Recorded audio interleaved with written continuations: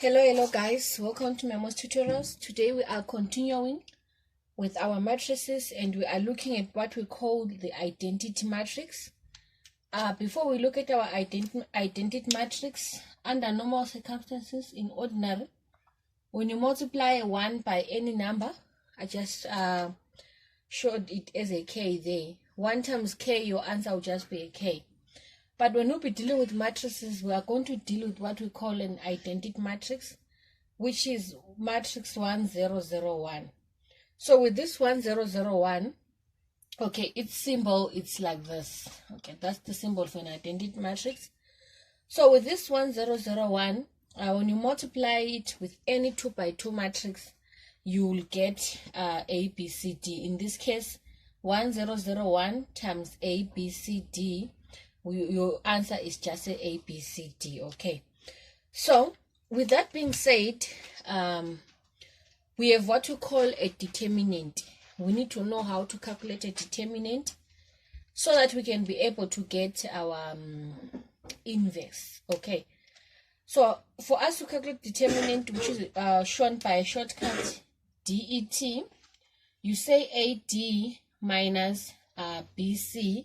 You multiply your A and your D, then you subtract B times C, like that. Okay, so you guys need to master this formula for calculating the determinant. So after getting the determinant, now we have what we call the inverse. Let me erase here so that I can create more space. Okay, so in other terms, we are saying if you multiply a matrix A, by its inverse, you are supposed to get 1, 0, 0, 1, like that. Okay, so now we need to know how to get the inverse of a matrix. Okay, so for example, let's say we are given matrix A, and matrix A is let me say our matrix A is a 2 minus 3, 1, 2, like that. We need to get the inverse of matrix A. For us to get its inverse, we first calculate what we call the determinant. So our determinant, remember, it's AD minus BC. So it's 2 by 2 minus 3, minus for the formula and the negative 3 times 1, like that. What is 2 times 2? 4. Minus 3 times 1, it's a negative 3. But because of this negative, a negative and a negative, they give us a positive. So this will become 4 plus 3, which is a 7. Now we have our determinant as a 7. So to get the inverse of this matrix, we say 1 over determinant, which is 1 over 7. And then we are going to swap around. Take note. We are going to swap the positions of these 2's. Okay. You swap your position of A and D. So these 2 will come here. That other one will go there. And then we change the sign. We negate the sign for A and C, like that. So at the end of the day, our inverse is going to be 1 over 7, 2, positive 3, negative 1, 2. I think this was a bad example because we are having 2 there.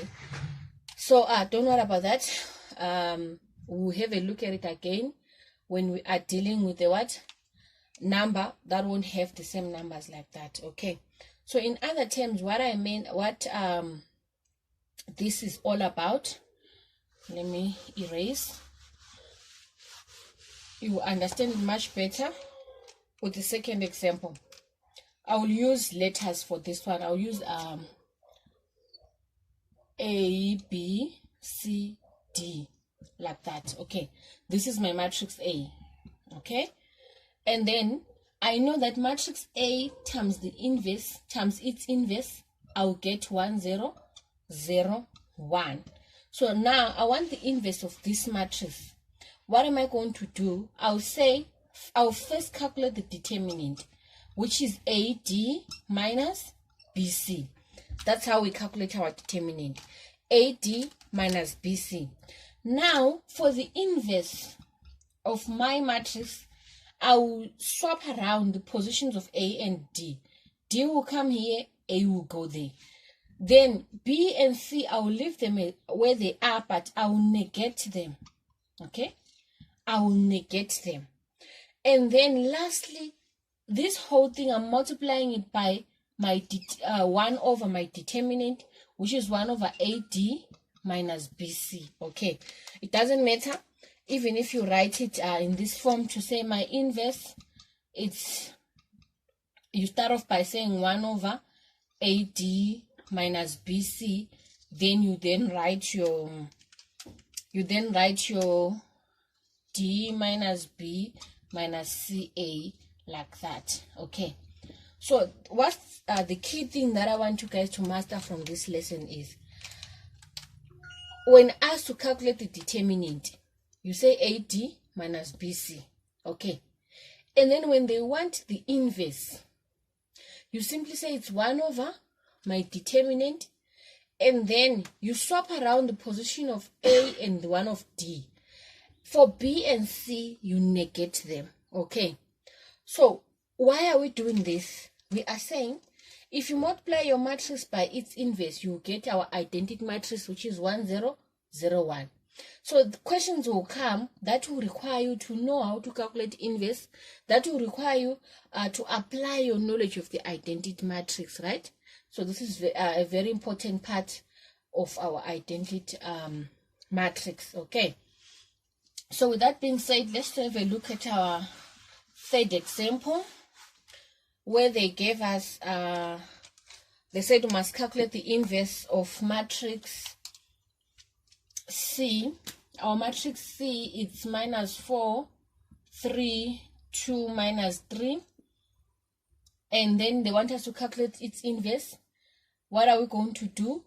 We are going to say AD minus BC. You must first get the determinant first, right? So this is going to be minus 3 times minus 4 minus 3 times 2.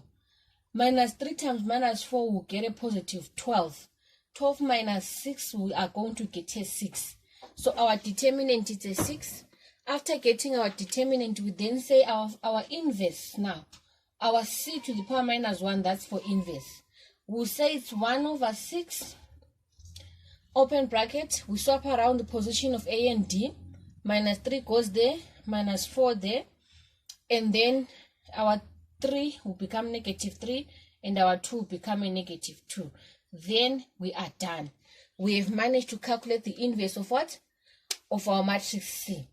And then another thing that I want you guys to learn from today's lesson is this.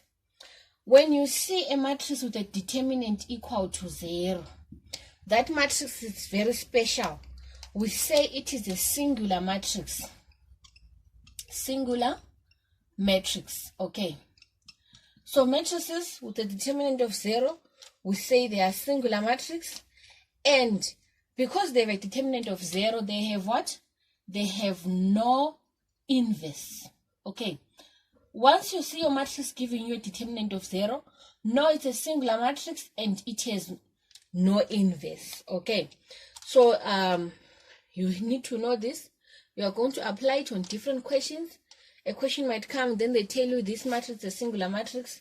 With that being said, find maybe X, or find B, or find whatsoever letter that will be there. So what you need to know at the back of your mind is that when you do your AD minus BC, your answer is going to be equated to a 0, because it does not have a determinant, or its determinant is 0. With that being said, it has no inverse. Okay. Excuse me. And then our last example. Okay. So we did this one. It was our last example. So this is what I can say for identity matrix. You need to know how to calculate the inverse of a matrix, which is very easy.